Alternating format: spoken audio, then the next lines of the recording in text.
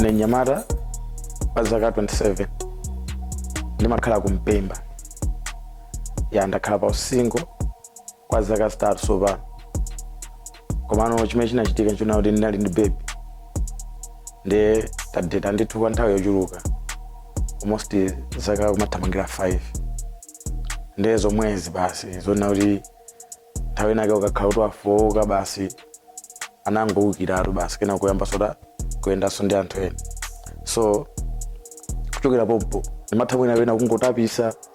koma kuti ndikati ndipeze wina kuti ndikati mwina ndikhale serious ndi ameneyo zimapeza una kuti basi chiudindo chonse lungokusanjikiza so iweyo so ndimagwira ntchito komanso ndimapanga zolima ya nde kwa panopa kazi amene ndikufuna ineyo akhale kazi una kuti aliwero matured kaganizidwe kake usali awa mayo oti azimeta mbali zimaseda zaukuno mapati chani upezeka kuti so ine ndayika short yeso short so naona kuti Messi magwira akhale soba komanso akhale nkachochita kenakake ona kuti aziwa kenakake ona kuti ineyo ngati munthu ndikuzopanga chakuti koma usali magoalkeeper ya akakhala wamberoyo komano azizo dindo wake wambero ndi utanthaza kuti palena ake kuti ndi abero shito kuti ndi anakale mwina akhala mwana mmodzi kandi awiri nzabobo kumasabitire pano popo ya ndi kazi amene ndikufuna ine akhala kuti azizo chimene akupanga azindilemekeza so ine ngati mwamuna wake usati munthu ona kuti ndi mwana kale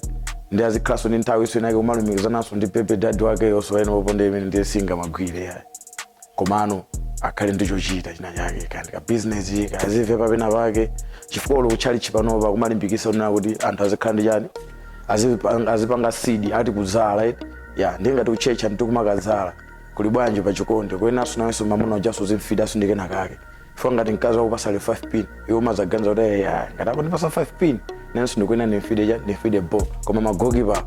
ine ndesindingapange nawonso ya chifukwa chani zimene ndakumana nazo ine nzopweteka kwambiri kumampangira mkazi china chilichonse kumbwezeresa ku skulu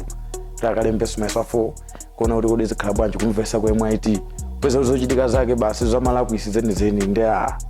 kwa panopa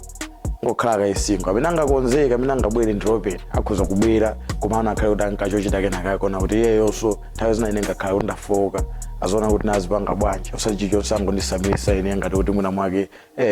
pokhapo ndisipanga magwire ndithudi so amene ali ready inenso ndilipo ndokonzeka popo sure